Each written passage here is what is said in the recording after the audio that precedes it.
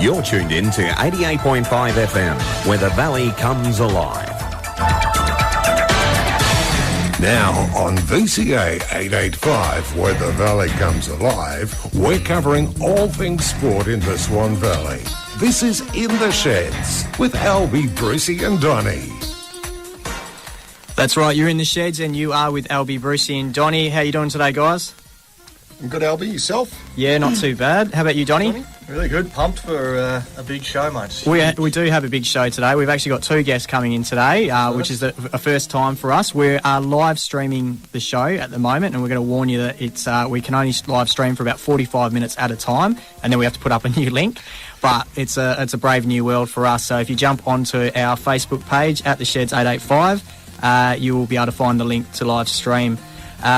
Also, you can get in touch with us on Twitter at the Sheds 885. So, yeah, we do have a massive show today. We've got the Cole Cup results from the Rangers cricket. We've got Aaron Power, the captain, or premiership captain of the Ellenbrook Eels reserves team coming in. And we've also got Stacey Gray from the Ellenbrook Rabbitohs coming in. But before we go any further, we have a special guest who's joined us now, the same as he did last week, and he's going to talk to us about his event that just finished up on the Sunday. We're going to follow up. How you doing, Ronnie Hobbs? How are you, boys? Very good, Ronnie. Yourself, mate? How are you? Yeah, good. I arrived here. I'm still in Jurien Bay, actually, still recovering, hobbling around. But, I arrived at Jurien Bay probably about 10:30 on Sunday morning. So, all up, it sort of took me 4 and a bit days to arrive here. So, but pulled up very, very sore and lame, definitely. Magnificent run there, mate. Did you basically encounter anything more than what you expected, or how did your preparation sort of deal with you, mate? Oh, look, to be honest, it was far tougher than I probably gave it the respect for. Obviously, I trained as hard as I possibly could. The first day I ran 70 kilometres and arrived to the Gingin Brook turn-off, that was our goal. The second day was a terrible day weather-wise, and a bit of a spirit breaker because I was a bit lame, and we only did 38 Ks on the second day, and traffic was very dangerous with the amount of trucks and the light conditions on Indian Ocean Drive. So second day only did 38 Ks. Day 3 we sort of had a bit of an up and about day.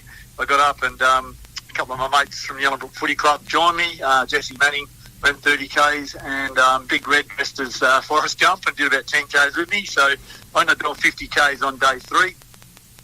Day 4, I did about 53 Ks, and another couple of blokes from Ellenbrook Footy Club, Warwick Hutchison and Paul Managlio, did a little bit of running with me. And I would have really liked to reach my destination on day 4, but physically I was just cooked at the end of the day. So the last day we had to get up and do the last 29 Ks, and basically my young fellas joined me on the run and did a little bit of a stint each, and my lovely wife Marissa joined me for the last 4 Ks, and then I finished in Jurien Bay, Yeah, it's awesome effort, mate. We were following you along the way, and it's good on the Ellenbrook Eels boys for getting around you. And, like you said, it was a bit of a spirit breaker the second day, so it would have been nice having a few friends come do it with you. It would have definitely boosted your spirits there. Yeah, well, it kind of sort of broke it up. But, look, to be honest, I would not have, I think I said this on my post, I would not have been able to achieve this without the support crew that I had. Very close friend of mine, and the old senior coach at Ellenbrook, Craig Reiki. He rode the bike all the way and just sort of kept me, just looked after me the whole entire way. Tegan Borstel also rode the bike along there and gave me some dad jokes and took my mind off the pain. And obviously had Darby from the Ellenbrook RSL and a couple of diggers from over east, Cookie and Kel, come as part of the support crew. And my wife Marissa and Kariki prepared the meals for us at night time. So we had a decent support crew, yeah. That's awesome, mate. And it was a nice touch by Jurien Bay to have the sign as you entered the town. Mate, that was a wicked finish point. And like when I finished, there was sort of like a welcoming party there, and a couple of old veterans, from the Jurien Bay RSL there to meet us, and they put on a barbecue down on the foreshore there, along with the men's shed. And I actually had Rob, one of the members of the men's shed. He's a massage therapist, so he gave me a free massage today. So that certainly freed the joints up, that's for sure. So tell us, Ronnie, is this is all about raising awareness and all that sort of stuff. Is this going to become an annual event for you, or is it just a one-off?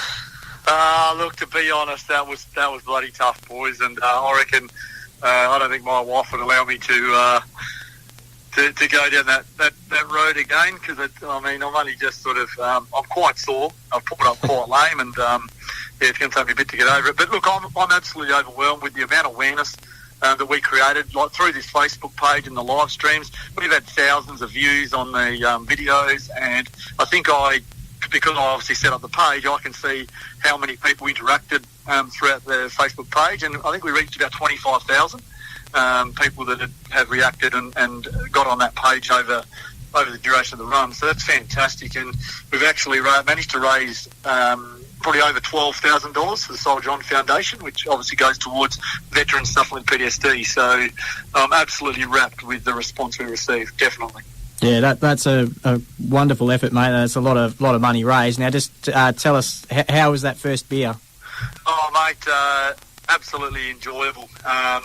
We finished, and myself and Craig Reekie, we went down the beach. We cracked a can and just sort of stood there while we started to our recovery, because you've obviously still got to do your recovery. And it was just nice to stand in the ocean with my off-cider and have a cold beer and probably reflect on the amount of pain that I inflicted on myself and I inflicted on my support crew over the last few days. But yeah, look, I'm absolutely wrapped with how things were. And I think we raised about, we had over $600 donated in the tin in transit. Like a little 6-year-old girl come running out from a farm property and gave us donated her pocket money, like $7 into the tin. And, we just had moments like that every day. And, there's a perception out there that, the support for veterans isn't necessarily there. I think I've probably proved otherwise with this particular challenge. And if you ask for it and you request it through the right ways, it's there in bucket loads. And you've only got to look at what we've achieved here. It is enormous, Yeah, mate, it's a fantastic effort. I hope you are enjoying yourself up in Jury and have a bit of a well-deserved break at the moment. And yeah, mate, it was just wonderful to kind of watch your progress and just watching your stories every day, the videos that you were posting of like that little girl coming out and giving the pocket money, and that it was just it was great to see. So have a good break, mate. No, you're well deserved, and we'll wait to see what your next challenge is. So.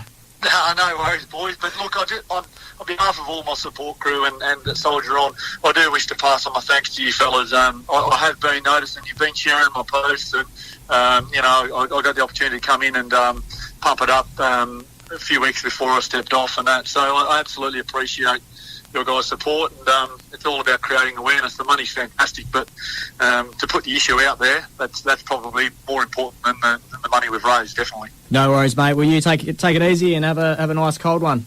No worries, boys. Cheers, eh? All right, mate. Thanks, Ronnie. Take it easy. Thanks, Ronnie.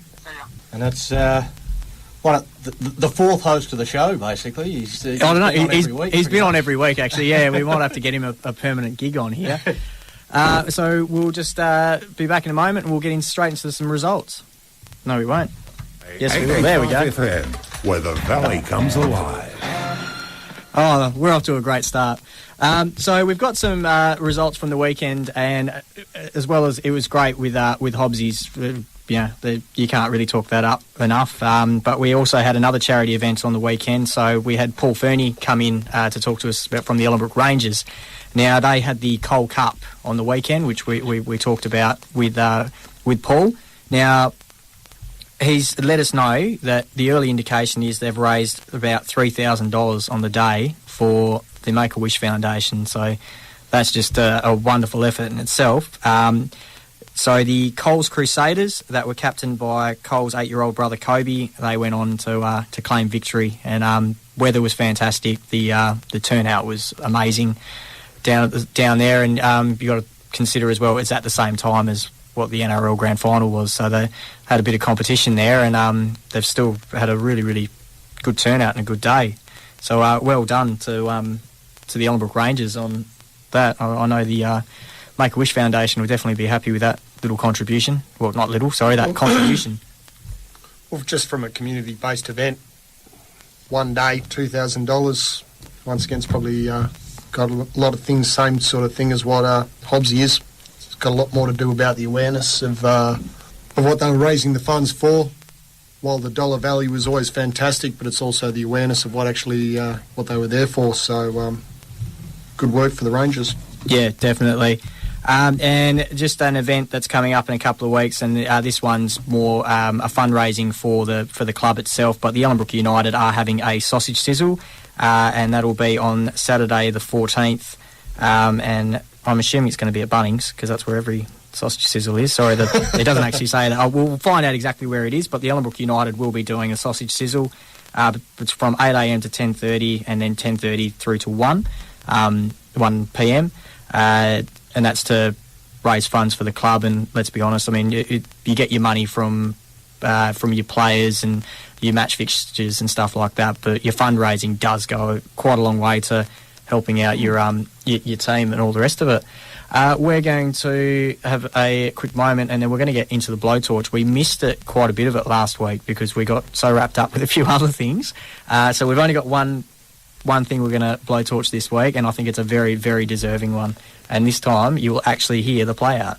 This is In the Sheds with Albie, Brucey and Donny. Check us out on Facebook or Twitter @TheSheds885. Now it's time to turn up the heat in the sheds. It's blowtorch. So last week, they've actually kind of really come up every week, probably for the last 5 years, but we were a bit disappointed we didn't get around to this. But the Australian cricket team, it's painful. It is like, how can we be so good and then so terrible? And they're going on like, oh, we had a great win in Game 4. Game 4 doesn't matter. That's like Adelaide Crows claiming they kicked the last goal in the game. Who cares? We've already lost. Like, I don't know who I'm more disappointed in. Is just the Steve Smith afterwards interviews saying, oh, we need more consistency in the batting order and we could do this and we could do that better. He's a skipping record. Seriously? 1 through 4 make a total of about 8 runs, and then we're relying on whoever's coming in at 7 and 8 to save us. 3 games in, oh, we need more consistency in the batting order. Thanks, Captain Obvious. You're the Australian captain. I'm hoping you've got something better than that. I think the biggest nuffy in the world knows that the middle order didn't perform and can see that they didn't score enough runs through the middle order. Oh. I mean, for him to come out and that's his big solution, so, well, yeah, obviously. And I mean, it goes further back too. Like, I mean, this goes right back to the off-season. I know we don't have much of an off-season in cricket nowadays, but when the whole off-season was taken up with the whole pay drama, and that was really hard to cop. It's really hard to cop David Warner sitting in his Ferrari out the front of his castle telling everyone that he needs more money. And then they come out and they lose to Bangladesh. Yeah, it was. I mean, honestly, we just go from this team that you sit there and you go, you know what, we're done. That's it. We have our team now. We are going places. And then the next week we're like, no, we're nowhere. We're nowhere. And you watch the Shield cricket or the Big Bash League, and there's so many young and promising up and coming players that just don't seem to go anywhere. Like, I mean, how good a cricket was Ashton Agar playing before he finally got one game where he hits a century, and then we don't see him again for God knows how long. And then when they bring him back in, he's in and out. So he's so inconsistent with playing, and they wonder why he can't, play any cricket. I mean, how long did we persist with Cowan for? Cowan's best move was the leave. Yeah. Like, seriously, I mean, how do you even advertise that? Go, you got, like, check him out. That's his leave. That's a good leave. Like, yeah, that's fantastic. He's been out there for 200 balls. Can he get more than 20 runs? Like, well, I think it was the second or the first game. The highest scorer was Marcus Stoinis. We're claiming him as a West Australian, but he was brought into the team out of injury. Everybody else didn't get a score. So it's not like he's been building up to it. The shining lights over in India, and it is the West Australians. It's Marcus Stoinis and Nathan Coulter-Nile are the two shining lights over in India during this tournament. And Agar played well until he broke his finger. Yeah. So I'm not quite sure